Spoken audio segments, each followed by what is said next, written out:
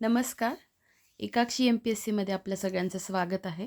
बघा, मला थोडं बोलायचं आहे. या सीरीजमध्ये आजचं आपलं दुसरं लेक्चर आहे आणि आज मी बोलायला का प्रवृत्त झाले त्याच्यामागचं कारण पण सांगते आणि आजचा व्हिडिओ खरंच खूप सुंदर आहे. शेवटपर्यंत बघा. कारण त्याच्यातून काहीतरी एक गोष्ट मिळती आहे. बरं, बाकीचं मी नंतर बोलते, पण आधी हे समजून घ्या, की हा व्हिडिओ मी का तयार करायला का घेतला, ठीक आहे. आणि त्याच्याही पलीकडे जाऊन एक गोष्ट मला खूप छान वाटली त्या व्यक्तीची किंवा त्या स्टुडंटची, की कधी काळी बोलणं झालेलं असतं. आपणही त्या व्यक्तीला वेळ दिलेला असतो. त्यांनीही खूप अ, द्विधा मनस्थितीत किंवा अजून कोणती मनस्थिती असेल, त्याच्यात त्यांनी आपल्याला प्रश्न विचारलेले असतात. आणि जे आपलं पण डेडिकेशन असतं, म्हणजे मी तर कोणाला हलक्यात कधीच कोणाला घेत नाही. प्रत्येकाचा छोटासा प्रॉब्लेम जरी असेल ना, तरी तो माझ्यासाठी मी खूप विचारांती बोलते, ठीक आहे. तर त्या स्टुडंटने तेव्हाचं संभाषण अजूनही आहे माझ्याकडे आणि त्यांनी एवढं होऊन पुन्हा जे मला रात्री रिप्लाय केला, रात्री म्हणजे मी तुम्हाला सांगते आणि मी तो 2 वाजता बघितला. जस्ट मी झोपलेली होती आणि 2 वाजता जस्ट माझा डोळा उघडला आणि मी मोबाईल चेक करत असते किती वाजले, काय वाजले. तर तेव्हा त्या स्टुडंटचा मेसेज आलेला होता. तर मला एक गोष्ट ती कृतज्ञता त्या स्टुडंटने जी माझ्याप्रती ठेवली ना, तर हे एक चांगल्या माणसाचं, चांगल्या व्यक्तीचं, चांगल्या नागरिकाचं लक्षण आहे. पहिले हे लक्षात ठेवा, की त्यांनी हे लक्षात ठेवलं, की अरे मॅडमने आपल्याला वेळ दिला होता आणि आज माझा असा-असा स्कोर आलेला आहे आणि आपण तेच मॅडमला रिमाइंड करून देतोय आणि पुन्हा थँक यू पण म्हटलं त्यांनी. ठीक आहे. आता आत्ता वाजलेले आहेत पहाटेचे 2:50 तारीख चालू झालेली आहे 5 जानेवारी 2026. ठीक आहे. आणि ही पहाटेची वेळ आहे, म्हणजे 3 वाजत आलेले आहेत आणि खूप मोठा गॅप गेला माझ्या आजारपणामुळे पण आणि अजून पण काही इश्यूज असतात त्यामुळे खूप मोठा वेळ गेला. जेणेकरून म्हणजे मी व्हिडिओज आणू शकत नव्हते आणि खूप कालावधीनंतर आज हा व्हिडिओ येतो आहे, तर त्या स्टुडंटमुळे येतो आहे, एवढं मी म्हणू शकेल. कारण जेव्हा खरंच खूप मनातून बोलायची इच्छा असते ना, तेव्हाच मी असं बोलते. हा व्हिडिओ सेपरेट करण्याचा उद्देश पण यासाठी आहे, की मला तुमच्या अभ्यासाच्या शेड्यूलमध्ये मोठा व्हिडिओ नव्हता आणायचा आणि मला शांत चित्ताने तुम्हाला काही मेसेज डिलिव्हर करायचे होते. त्याच्यासाठी पण मी हा एक व्हिडिओ आत्ता आणते आहे. ठीक आहे. तर बघा, कालची मनस्थिती माझी कशी होती, म्हणजे काल तर मला दुपारी अ, त्रास झाला थोडासा. त्रास म्हणजे ॲब्डोमिनल पेन झालं मला. त्याच्यानंतर रात्री रात्री माझी कंडिशन अशी होती, की मी नॉर्मली 12-1 पर्यंत बोलू शकते किंवा माझी कामं करू शकते, अभ्यास करू शकते. पण काल मला 10:30-11लाच माझे डोळे पण खूप असे जळजळ करत होते. मी थकली होती आणि मला झोपायची नितांत गरज होती. त्यामुळे मग मी झोपी पण लवकर गेले काल. आणि त्या स्टुडंट्सचा मेसेज आला असेल रात्री 12 नंतर आणि तर आता तुमची झाली कंबाईनची एक्झाम, बरोबर? तर तुमची कंबाईनची एक्झाम झालेली आहे. ज्यांना जसे पेपर गेले असतील तसे गेले असतील, ठीक आहे. कंबाईन ग्रुप सीची पण आहे. तुम्ही हिम्मत हारू नका, ठीक आहे. तर आणि अजून एक, तुम्ही जो ट्रस्ट करतात ना माझ्यावर, म्हणजे तुम्ही म्हणा किंवा इतर जे कोणी माझ्या आयुष्यात येतं, कोणत्या ना कोणत्या प्रकारे आणि ज्या पद्धतीने ती समोरची व्यक्ती माझ्यावर ट्रस्ट करून जातं ना, तर हे माझ्यासाठी म्हणजे पैसा तर माणसाने कमवायलाच पाहिजे. त्यात दुमत नाही आहे. पैसा खूप गरजेचा असतो. पण त्याच्याही पलीकडे जाऊन जेव्हा आपण ही गोष्ट कमवतो ना, की कोणाचा तरी विश्वास, तर हा खूप मोठी गोष्ट असते. तर माझ्यासाठी ही खूप, खूप, खूप मोठी गोष्ट आहे, की मी कोणाचा तरी विश्वास या पद्धतीने संपादन करते आणि कोणीतरी त्यांचे प्रॉब्लेम्स मला सांगतात. तर मला एवढंच सांगायचं आहे, की तुमचा विश्वास मी मरेपर्यंत कधीच काय म्हणतात तोडणार नाही हां. तर तुमचे मेसेज माझ्याकडे सेफ होते, सेफ राहतील. जोपर्यंत तुम्ही मला हे म्हणत नाही, की "नाही मॅडम माझं नाव घेऊन बोला." आपला असा मेसेज होता हा दाखवा, तोपर्यंत मी तुमचं कधीही कुठे नाव घेणार नाही ना कधी बोलेल. तर एक ट्रस्टचा मुद्दा जो मला तुमच्याशी बोलायचा होता ते. त्याच्यानंतर तर त्या स्टुडंटचा मेसेज आलेला आणि पूर्वी जेव्हा राज्यसेवेची प्री झालेली त्या स्टुडंटने सांगितलेलं आणि त्या स्टुडंट्सने तेव्हा हे सांगितलेले की मॅडम माझी राज्यसेवा निघतीये. खूप सुंदर स्कोर आहे त्या स्टुडंटचा राज्यसेवेचा. खरंच खूप सुंदर स्कोर आहे. कौतुक करावंसं वाटतं. आणि कंबाईनचे काठावर येत आहेत स्कोर. ठीक आहे. आणि खरंच काठावर येत आहेत. अर्ध्या मार्काने, 1 मार्काने जेव्हा जातात. अशा वेळेस आमचं बोलणं झालेलं. त्या स्टुडंटने फार विश्वासाने मला त्याच्या गोष्टी पाठवल्या, रिझल्ट वगैरे. ठीक आहे. आणि पाठवल्यामुळे मला पण हे कळालं, की ही व्यक्ती किती जेन्युइन आहे. ही व्यक्ती किती प्रामाणिक आहे. ठीक आहे. आणि मग त्या संभाषणातून जे काही आता आमच्यात जी चर्चा झाली मला ते नाही तुम्हाला सांगायचं. मला हे सांगायचं आहे, की त्याच्यातून जे काही त्यांना पण बूस्ट मिळाला, कोणत्या गोष्टीवर त्यांना वर्क करावं लागत होतं, मी त्यांना काय सल्ला दिला किंवा मग त्याच्यातूनही त्यांना नेमकं काय आत्मसात करायचं होतं. तर हे जे संभाषण होतं आणि त्याच्यानंतर शेवटी प्रत्येक स्टुडंट्सचं म्हणजे मोस्ट ऑफ स्टुडंट्सचं हे एक सर आहेत आणि अजून एक दुसरे सर आहेत, की पॉझिटिव्ह फीलिंग आली मॅडम तुमच्याशी बोलून. तुमच्याशी संभाषण करून एक पॉझिटिव्ह फीलिंग आली. कुठेतरी असं वाटतं, की माझा स्कोर चांगला येईल आणि काही-काही विद्यार्थी आपल्या कम्युनिटीमधले इतके कॉन्फिडंट आहेत म्हणजे त्याला मी over confidence, positive over confidence म्हणेल मी. असा विनाकारणचा फालतूचा ओव्हर कॉन्फिडन्स नाही. पॉझिटिव्ह त्याला पॉझिटिव्हची जोड आहे. तर तो पॉझिटिव्ह ओव्हर कॉन्फिडन्स असतो ना, त्याच्यात कुठेही ॲरोगन्सी नसते हे नीट समजून घ्या. तर ते पोरं ते करतात माहिती आहे आणि त्याचं जिवंत उदाहरण मी काल रात्री बघितलं जेव्हा त्यांनी मला त्यांचा स्कोर पाठवला. ठीक आहे. आता मला मेन मुद्दा काय सांगायचा आहे ते बघा. मला आता इथून पुढे तुम्हाला हे सांगायचं आहे, की आयुष्याच्या उ ह्या आयुष्याचा जो प्रवास असतो, जीवनाचा प्रवास असतो. या जीवनाच्या प्रवासात आपल्याला अगदी छोट्या-छोट्या क्षणासाठी, छोट्या-छोट्या टप्प्यांवर ना लोकं भेटत जातात. हं. मग कोणाची मनस्थिती काय असते, कोणी कोणत्या फेजमधून जात असतं. तर ह्या छोट्या-छोट्या टप्प्यात जेव्हा आपण एखाद्या व्यक्तीला भेटतो, तेव्हा तुमची भूमिका कशी असायला पाहिजे आणि तुमच्या वागण्याने, तुमच्या पॉझिटिव्ह ऑराने किंवा तुमचं जे काही चांगुलपणा आहे, नेचर आहे, त्याच्याने दुसऱ्याचं आयुष्य जर खरंच चांगलं घडत असेल, तर ही खूप चांगली गोष्ट आहे. आता मी असं नाही म्हणत, की मी काहीतरी खूप भारी गाईड केलं म्हणून असं झालं. मला सांगायचं काय आहे, त्याचं तात्पर्य नीट समजून घ्या. कष्ट त्याच विद्यार्थ्याचे. हं. कोणावर कितीही काही संकट आलं आणि कोणी तुमच्याकडे सल्ला मागायला आलं ना, मी प्रत्येकाला सांगते, इन्क्लुडिंग मी स्वतः, कोणावर कितीही मोठं संकट आलं, कितीही मोठा दुःखाचा डोंगर कोसळला ना, मूव्ह फॉरवर्ड आयुष्यात मूव्ह फॉरवर्ड त्या व्यक्तीलाच व्हावं लागतं. भले घरच्यांनी कितीही पाठिंबा देऊ दे, कितीही पैसा अडका लावू दे, पण जी मानसिक स्थिती, जे कष्ट, जी उभारी धरायची असते ना, ती त्या व्यक्तीला धरायची असते. आपलं काम फक्त सपोर्टिंग नेचरचं असतं. त्यामुळे all credit goes to that candidates किंवा दॅट पर्सन.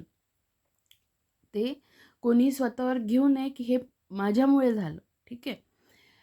तर हेच मला सांगायचं आहे, की कष्ट त्या विद्यार्थ्याचे फक्त एवढंच आहे, कुठेतरी बोलायला वाट मोकळी होते, कुठेतरी मन मोकळं होतं आणि कुठेतरी मग तिथून आयुष्याला कलाटणी मिळते. तर हे जे आयुष्याला कलाटणी देण्याचं काम आहे ना, हे प्रत्येकाने करावं. मला आजचा हा मुद्दा आहे. कळलं तुम्हाला? म्हणजे असं खूपदा होतं. आता समजा पूर्वी पण ह्या गोष्टी झाल्या. समजा मी कंबाईनचा पेपर दिलेला आहे. ठीक आहे. मी आता एक तुमच्यासमोर शिक्षकाच्या भूमिकेत आहे हं. आत्ताचं नाही सांगत आहे, पूर्वीचं सांगते. समजा मी कुठेतरी कंबाईनचा एखादी एक्झाम दिलेली आहे. पण एखादी व्यक्ती माझ्यासोबतची कलीग किंवा जे स्टुडंट असेल, त्याचा स्कोर चांगला आलेला आहे. पण तो येऊन मला सांगतो, की "बघ हे माझं असं खूप चांगलं आहे." ॲज अ खूप फ्रेंड म्हणून चांगलं. मन मोकळेपणाने ती व्यक्ती जर सांगत असेल, आता आपण एकाच नावेतले सवंगडी आहोत बरोबर? एखाद्याला मार्क्स कमी आलेले आहेत, पण दुसरा विश्वासाने त्याला ते सांगतोय.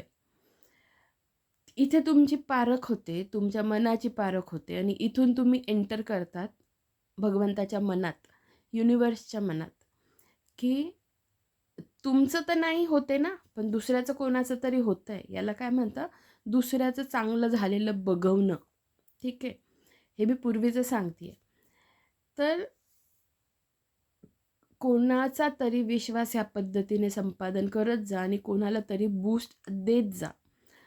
भले मग त्या व्यक्तीने आपलं आपल्याला लक्षात ठेव न ठेव, हं, नक्कीच आपल्या पडत्या काळात आपल्यावर जेव्हा वाईट वेळ असते, तेव्हा कोणीतरी 2 शब्द किंवा एक उभारीचा हात पाठीवर ठेवतं किंवा एक सोबत करतं. तेव्हा अशा व्यक्तींना जन्मात विसरायचं नसतं. हं. पण म्हणून त्यांनी विसरलं म्हणून आपण आपला चांगुलपणा सोडायचा नसतो. आपण आपलं कर्म नेहमी चालू ठेवायचं असतं, नेहमी. तर हेच कर्म आणि मग बाकी त्या आणि भले त्या व्यक्तीचं चांगलं होऊ दे, नंतर त्याने तुम्हाला विसरू पण दे. मग त्याचं कर्म त्याच्याजवळ, तुमचं कर्म तुमच्याजवळ. एक हे लक्षात ठेवा. फक्त हा मला पुढे लक्षात ठेवेल की नाही, ही मला पुढे लक्षात ठेवेल की नाही, मी हिला मदत करू की नको, ह्या घडीला तुम्हाला वाटतंय ना, तुम्ही तुमचा वेळ देताय ना, तर मग तुम्ही नेकी कर कुएं में डाल. पण एवढं होऊन जेव्हा ती व्यक्ती आठवणीने लक्ष देते, पुन्हा आपल्याला सांगते, तर तो त्या व्यक्तीचा चांगुलपणा असतो. ठीक आहे. तर त्या स्टुडंट्सचा खूप छान स्कोर आलेला आहे आणि सर तुम्हाला माहिती तुमच्यात आणि माझ्यात काय संभाषण झालेलं आणि माझ्याकडून शुभेच्छा. तुमचं फायनल लिस्टमध्ये नाव यावं हीच ईश्वरचरणी प्रार्थना. दुसरी गोष्ट मला ह्या व्हिडिओच्या माध्यमातून एक सांगायचं आहे. आता बघा, मला मेन मुद्दा म्हणजे ते सर एक कारण ठरले हे मला बोलण्यासाठी प्रवृत्त करायला. दुसरी गोष्ट, मी प्रवृत्त झाले कारण एक चांगला सामाजिक संदेश मी याच्यातून देणार आहे. कारण हे जर मी माझ्या मनात ठेवलं तर मला रात्रभर झोप येणार नाही. मी मनाशीच बोलेल. हे मला तुमच्यापर्यंत डिलिव्हर करणं खूप गरजेचं होतं. आता बघा मला काय सांगायचं आहे. मी जे तुम्हाला सांगितलं, आयुष्याच्या प्रवासात आपल्याला थोड्या-थोड्या अंतरावर कोणी ना कोणी अगदी छोट्याशा कालावधीसाठी भेटतं. नंतर त्याचं ना आपलं कधी काही नातं पण नसतं, कधी भविष्यात भेटणार पण नसतो. पण प्रत्येकाला काहीतरी लिहून दिलेलं असतं काम भगवंताने. आणि एक आपली पण सत्व परीक्षा असते त्या त्या सिच्युएशनला. मी नेहमी काय सांगते, की ह्या परीक्षांमध्ये फेल झालं तरी काही खूप वाटून घेऊ नका. पण परमेश्वर जी परीक्षा घेत राहतो ना, त्या परीक्षेमध्ये शक्यतो पास होत जा. फॉर एक्झाम्पल ही अशा पद्धतीची परीक्षा, की कोणीतरी खूप वाईट मनस्थितीत तुम्हाला भेटतं आहे आणि त्या परिस्थितीत तुम्ही त्याचं अजून खच्चीकरण करता, की त्याला फक्त एक हात देऊन बाहेर खेचता. याच्याने तुमची भगवंताच्या मनात तुम्ही घर करता, की भगवंत तुम्हाला तुमच्या मनात स्वतःच्या मनातून बाहेर फेकून देतो. ह्या गोष्टी खूप डिपेंड्स करतात. तर हे छोटं-छोटं आयुष्य आहे ना, थोडं विचारपूर्वक जगा. ठीक आहे? तर मी तुम्हाला एक घटना सांगते आणि मला अवांतर बोलायचं आहे म्हणूनच मी हा व्हिडिओ केला. कारण मला डोक्याला बाकी कोणतं टेन्शन नको आहे, की माझं लेक्चर पुढे पेंडिंग आहे आणि मी बाकीचं बोलते आहे. म्हणून मी हे बोलते आहे. तर मला तुम्हाला सांगायचं काय होतं, की एक अनुभव शेअर करते, की आपल्याला वाटतं आपलं हे दुःख मोठं. कोणाला प्रत्येकाचं दुःखाची परिभाषा आहे ना खूप वेगवेगळी असते. आता तुम्हाला कळेल मी काय सांगते. की मी आहे ना आमच्याकडे ज्या कामाला ताई यायच्यात, ठीक आहे. तर त्या ताई म्हणजे मी त्यांना ताईच म्हणायचे. त्यांना स्वतःला एक मुलगा, एक मुलगी, नंतर त्या मुलीचं लग्न होऊन तिला 2 मुली म्हणजे त्यांना नाती होत्या. पण तरी मी त्यांना ताईच म्हणायचे. तर त्या इतक्या तडफदार, पण त्यांचा एकच लॅकुना होता, की त्यांनी शिक्षण घेतलेलं नाही. ठीक आहे. म्हणजे त्यांना शिक्षणाची आवडच नाही आणि त्यांची अजून एक मोठी बहीण होती. तर त्या दोघींना शिकायचं होतं. म्हटलं, "अरे, आपल्याकडे आहे वेळ, तर आपण शिकवत जाऊ." मग बसायचं कुठे? तर आम्ही एका ठिकाणी एका मंदिरात बसायचं ठरवलं आणि मी जायची. माझा वेळ द्यायची त्यांना. ई, ईपासून बाराखडी, नंतर अक्षर ओळख, कानामात्रा, वेलांटी ह्या सगळ्या गोष्टी मी त्यांना शिकवल्या. ठीक आहे. तर एका मंदिरात जिथे आम्ही बसायचो, तर माझा काय दुसरा-तिसरा दिवस असेल, मी जात असेल. मी बाहेर गाडी माझी बाईक पार्क करायची. मग एकदा काय झालं, माझं शिकवून झालं आणि जस्ट मी निघणार. तर मी निघाली, तर एक लांबून एक खूप मॉडर्न मुलगी होती. खूप जास्त मॉडर्न होती. आता मी इतकं मॉडर्न असं एवढं विश्लेषण करून का सांगते आहे, याच्या मागे पण कारण आहे. नीट समजून घ्या. असं म्हणू नका, की मॅडम खूप एखादी गोष्ट विश्लेषण उलगडून सांगता. मी ऑफलाईनलाही सांगते आणि तुम्हालाही सांगते. प्रत्येक गोष्ट सांगण्यामागे माझं काहीतरी कारण असतं. ती जी मुलगी होती ती खूप मॉडर्न होती. आता तिचंही वर्णन करते. तिचे केस तिने स्ट्रेटनिंग केलेले होते. चेहऱ्याला तिच्या व्यवस्थितपणे प्लेन छानसा मेकअप होता. वयाने कमी पण होती ती. तिचा लूक पण मॉडर्न होता. म्हणजे काय तिने जीन्स टॉप जे काय घातलं असेल ते. ठीक आहे. आणि तिने मला लांबूनच हे केलं आणि ती मला म्हणे, तू इकडे येतेस का?" हां. तिने मला आधी एकेरी नावाने बोलवलं. मी म्हटलं, मी असं इकडे-तिकडे बघितलं. मी तिला म्हटलं, "मला बोलवताय का तुम्ही?" मी पहिल्या भेटीत कधीच कोणाला अरे-खरे करत नाही. ओळख झाल्यावर हळू-हळू आपोआप होऊन जातं मग आणि अर्थात त्याही व्यक्तीला चालत असेल तर. तर मग मी म्हटलं, "मला बोलवताय का?" ती म्हणे, "हो, तुलाच बोलवतीये मी." म्हटलं, "ठीक आहे." मग मी तिच्याकडे गेली. बघा आता, आता ती मला काय म्हटली, "तू प्लीज मला थोडं गाईड करशील का? मी खूप दिवसापासून टू व्हीलर चालवते." तिला तिच्या सासरच्यांनी का माहेरच्यांनी जे कोणी असेल ते, तिला बाईक घेऊन दिली होती आणि ती मला म्हटली, "मला थोडं गाईड करतेस का, की कशा पद्धतीने चालवायची, बॅलन्सिंग कसं करायचं?"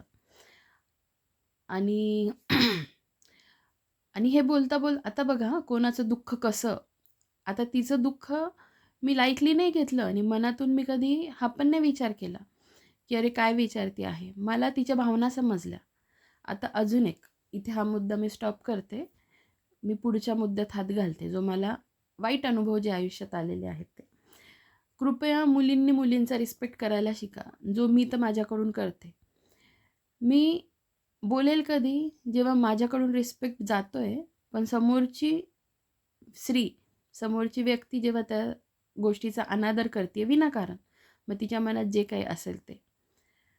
पहिलं एक लक्षात ठेवा, एका स्त्रीने दुसऱ्या स्त्रीचा आदर करायला शिका. काही फरक पडत नाही. हे नॅचरली तुमच्यात आलं पाहिजे. ठीक आहे. जे मुली करत नाहीत. हं. आता आपल्या कम्युनिटीवर बघा, खूप साऱ्या कमेंट्स मला मुलांच्या असतात आणि मुलांच्या असल्यानं मुलींच्या क्वचित असतात आणि खूप बोटावर मोजण्या इतक्या लेडीज आहेत किंवा मुली आहेत, ज्या माझ्याशी खूप मनापासून बोलतात आणि मनापासून, आणि तुम्हालाही माहिती आहे, काही जगजाहीर आहे सगळं, मी कोणाशी कशी बोलते. खाली कमेंट ढळढळीत असतात. मी कोणाशी कशी बोलते. एका मॅडमसाठी तर मी स्पेशल व्हिडिओ आणला होता. ठीक आहे. तर अशा बोटावर मोजण्या इतके स्टुडंट्स आहेत लेडीज. जास्तीत जास्त मुलांच्या कमेंट्स असतात आणि ज्या काही मुली बोलतात त्या एक तर बोलत नाही आणि काही-काही बोलतात तर अगदी मनमोकळेपणाने बोलतात. पण कमेंटमध्ये पण बघा कसा फरक असतो. समजा चूक झाली माझी, मुलींची कमेंट येते कशी मग मला, मी तुम्हाला सांगते. आता आणि फरक आहे बरं का त्या पुरुषामध्ये आणि मुलीमध्ये. कमेंट येत नाही, कमेंट आली तर चुकून माझ्याकडून एखादा शब्द इकडे-तिकडे झालेला असतो. एखादं वर्ष चुकीचं बोललं गेलेलं असतं, काहीतरी होतं. मग तेवढीच कमेंट असते. इथे हे असं-असं आहे, हे तुम्ही चुकीचं बोलला किंवा काय जे आहे ते. मग पार इमोजी-बिमोजी चुकीचं सिम्बॉल काढायचा. म्हणजे चुका एकदम मस्त प्रॉमिनंटली दाखवल्या जातात, की हे तुमचं चुकलेलं आहे. ठीक आहे. मग चुका दाखवा. मी पण माणूस आहे. अजिबात त्यात दुमत नाही आहे माझं. चुका दाखवा. पण कुठेतरी तुमच्या चुका दाखवण्यामध्ये पण पोलाइटनेस असू द्या. एवढं होऊन सुद्धा मी माझा धर्म सोडणार नाही. समोरच्या व्यक्तीला जसं बोलायचं आहे तुम्ही बोला. हं. मी तर थँक म्हणते, की तुम्ही माझी चूक दाखवली. त्याच्यामुळे दुसऱ्यांना फायदा झाला आणि मी सांगते बोलताना एखादा वर्ष अशा पद्धतीने, म्हणजे वर्ष माझ्याकडून होऊ शकतात बोलण्यात, ठीक आहे. पण तेच एखादा मुलगा असेल ना, तर तो बोलतो, व्यवस्थित सांगतो, ठीक आहे. आणि काही काही जे मुलं असतात ते तर विचित्रच असतात, त्यांना काही शब्दच नाही. पण हा फरक असतो. याच्यातून मला एक सांगायचं, एका स्त्रीने दुसऱ्या स्त्रीचा पहिले आदर करायला शिका. याच्यातून तुम्ही पण कशा आहात हे कळतं.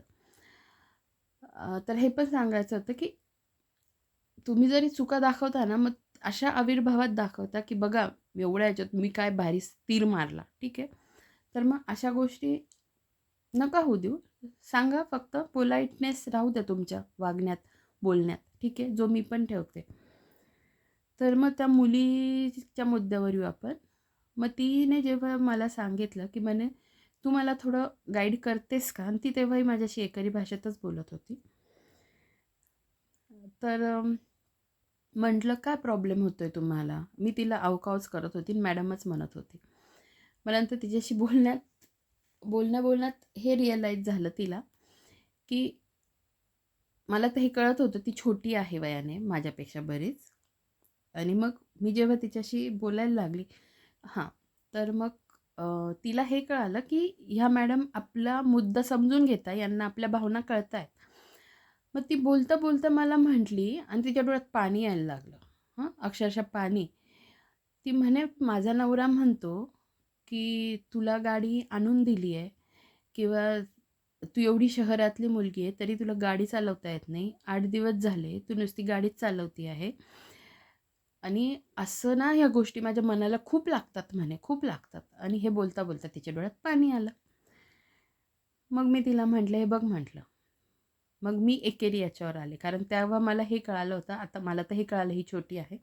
मग नंतर माझं बोलणं बघून ती मला नंतर मॅडम म्हणायला लागली. मी तिला म्हटलं, "हे बघ," म्हटलं, "पहिली गोष्ट आणि आमची मला तिचं नावही नाही माहिती, ओळखही नाही माहिती आणि मेन म्हणजे ज्या मंदिरात मी शिकवायला जायची ना, तिचे सासरचे त्याचे ओनर होते. म्हणजे ते मंदिर त्यांच्या मालकीचं होतं. म्हणजे ती किती मोठ्या घरातली मुलगी होती हे लक्षात घ्या.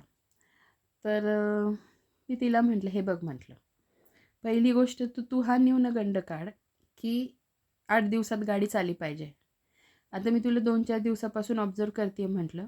तू बऱ्यापैकी गाडी चालवती आहे. तू टेन्शन नको घेऊ म्हटलं. दुसरी गोष्ट तू हे लक्षात ठेव, भले एखादं एका दिवसात गाडी शिकत असेल, पण तुला महिना लागत असेल, 2 महिने लागत असतील, 4 महिने लागत असतील, इट्स ओके. एखाद्याला एखादी गोष्ट अवघड वाटू शकते. म्हणजे आपलं आयुष्यच संपलं, एखादी गोष्ट येत नाही आणि आपण खूप कमी आहोत, असं तू पहिले मनातून काढ. मग जेव्हा मी तिच्याशी हे बोलायला लागली, तेव्हा तिला अजून घहीभरून यायला लागलं. मग ती मला म्हटली मग तिने अजून गोष्टी सांगितल्या मला तिच्या इन डिटेल आणि ती मुलगी खरंच चांगलीच होती. तर मग तिला म्हटलं, "हे बघ," म्हटलं, "मी तुला माझं उदाहरण सांगते.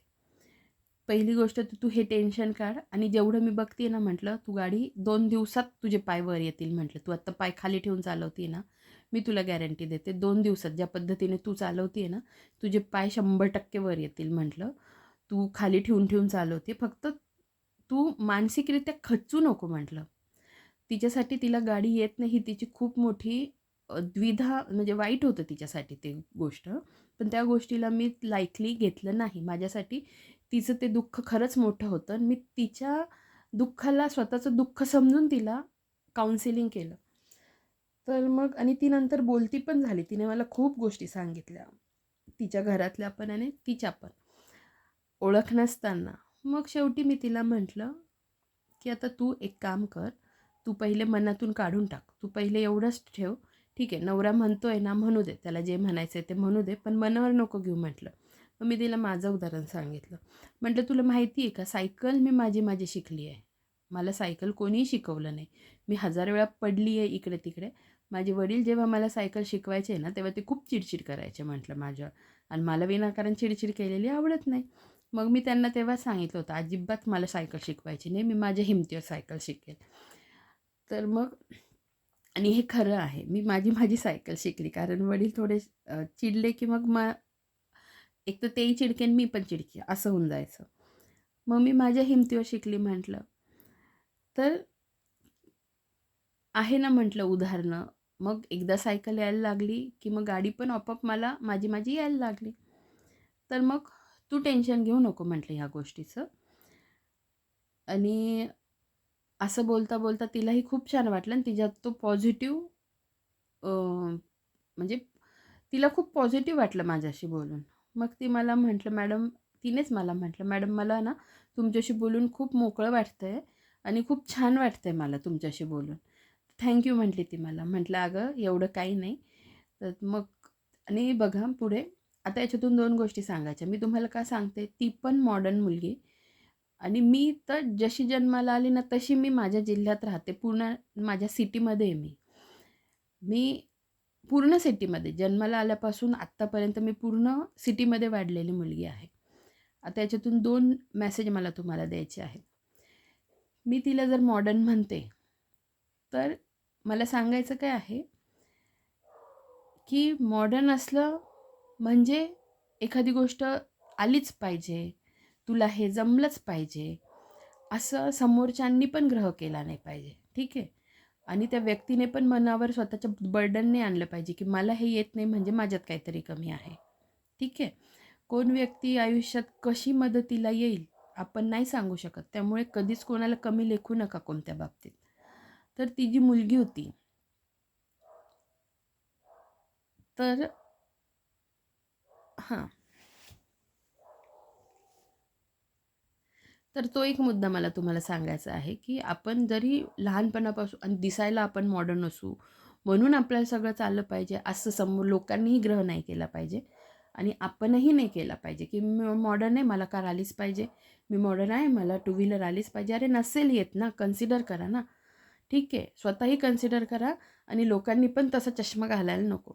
दुसरी गोष्ट माझ्या ह्याच्यावरून सांगते, की मी पण जशी लहानपणापासून मी सिटीमध्ये वाढलेली आहे. मग मी पण मॉडर्नच सिटीमध्ये ना, म्हणजे शहरातली मुलगी आहे ना मी. मग जे शहरातल्या मुलींकडे बघण्याचा दृष्टिकोन असतो, की मेकअपच करत असेल, खूप शायनिंगच मारत असेल, घरातली कामच करत नसेल, हे येत नसेल, तर हा जो न्यूनगंड नाही, ही जी विचारसरणी असते काही लोकांची, सगळ्यांची नाही. तर हे पण काढून टाका. आता मी माझ्या जन्माला आल्यापासून मी कधी माझे केस अजून स्ट्रेटनिंग केलेले नाही. जन्माला आल्यापासून मी माझा पहिला मेकअप जानेवारी 2025मध्ये केलेला. तो पण कशासाठी माझा जो इंटरव्ह्यू होता, इंटरव्ह्यू होते माझे मॉक पण आणि फूड सेफ्टी ऑफिसरचे पण. तेव्हा मी लाईट मेकअप करण्यासाठी पहिल्यांदा खर्च करून मेकअपचे प्रॉडक्ट्स आणले आणि मी ठरवलं होतं लाईट मेकअप करायचा. म्हणजे बघा मी माझ्या आयुष्याच्या किती उशिरा मेकअप केला. त्याच्यानंतर अशा गोष्टी जे की एक समाज पण धरून चालतं, की नाही ही गोष्ट अशी-अशी आहे. ठीक आहे, की असं आहे म्हणजे असंच असेल. तर मग मला तेही सांगायचं आहे, की शहरातली मुलगी म्हणजेच खूप मॉडर्न असेल.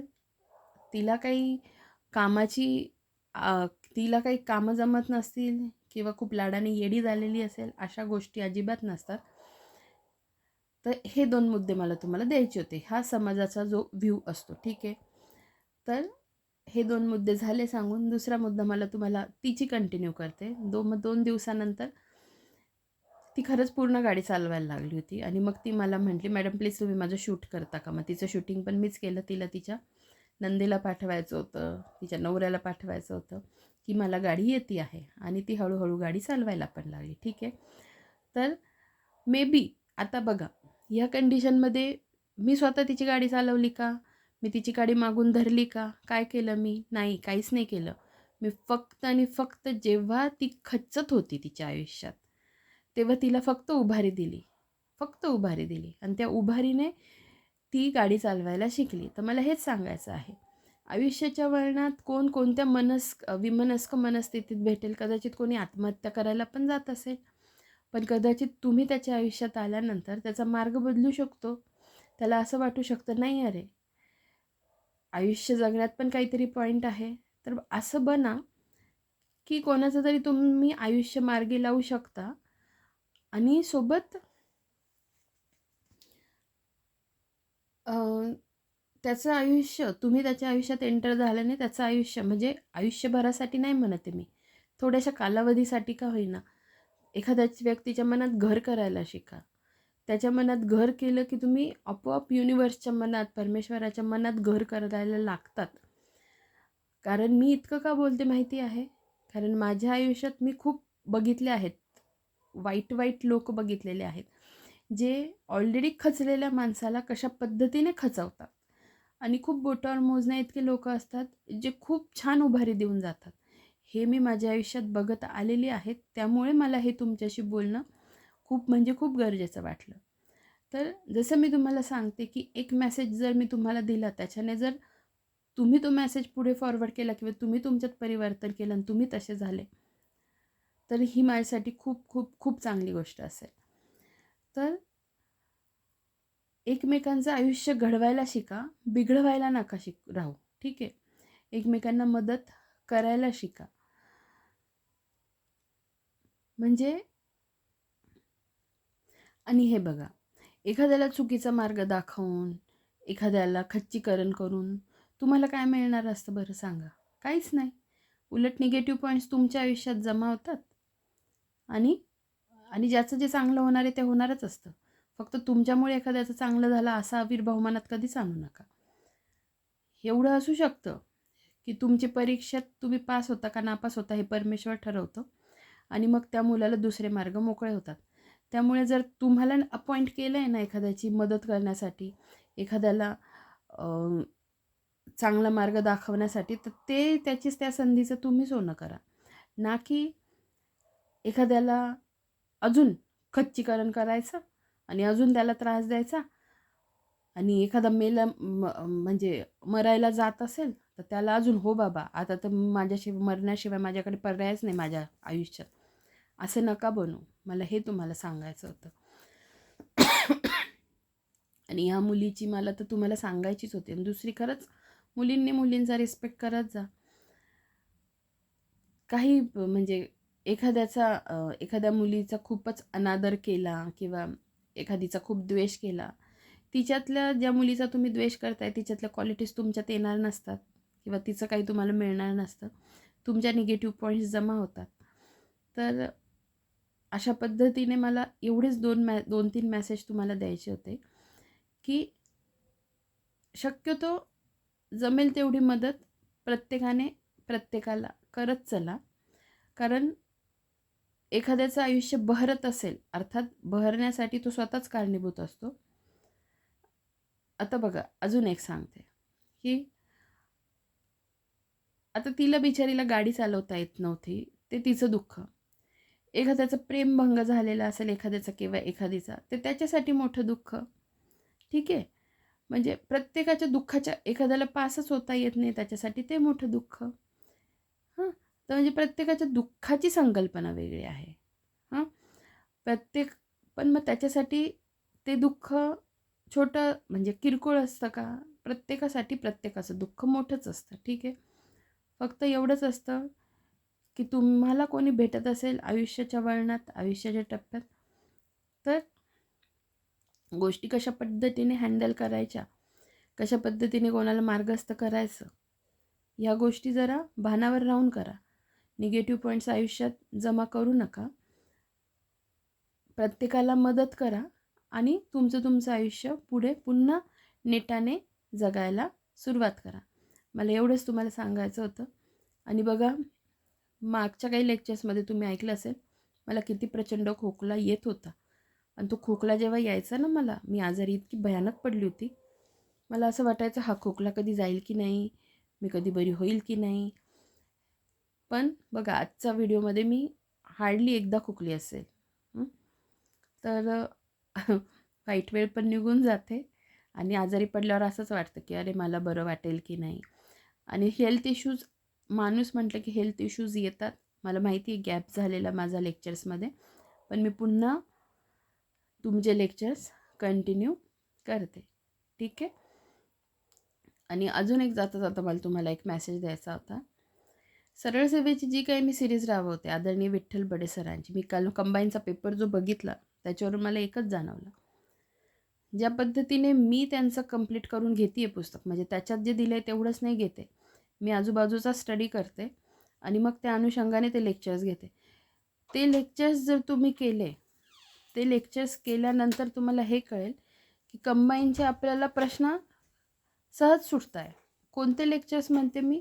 जे सरळ सेवेचे लेक्चर्स मी आणती आहे सरळ सेवेचे लेक्चर्स जे मी आणती आहे त्याच्यात जे मी त्या लेक्चर्सच्या अनुषंगाने सांगते ना, तर मला हे नोटीस झालं की अरे ह्या गोष्टी इथे इथे ॲप्लिकेबल होत आहेत. ठीक आहे, आता मी तुम्हाला विथ प्रूफ काही गोष्टी देत नाही, पण जसं मला अवधी मिळेल, जेव्हा मला आतून प्रेरणा होईल, तेव्हा मी 100% तुम्हाला ह्या गोष्टी सांगेल की ह्या गोष्टीचा इथे फायदा कसा झाला. थोडक्यात सांगायचं काय, सरळ सेवेचे असू दे, कंबाईनचे असू दे, लेक्चर्स सगळ्यांनी सगळे करा. ठीक आहे, ॲटलीस्ट स्टार्ट तर करून बघा काय सांगतायत मॅडम. नाही वाटलं तर बंद करता येतं. ठीक आहे. आणि हा व्हिडिओ ज्यांनी शेवटपर्यंत ऐकला त्यांचे अगदी मनापासून धन्यवाद. आणि अशीच पुढे पुढे प्रगती करत राहा. आपण लवकरच आपल्या एज्युकेशनल व्हिडिओजमध्ये पुन्हा भेटूया. धन्यवाद.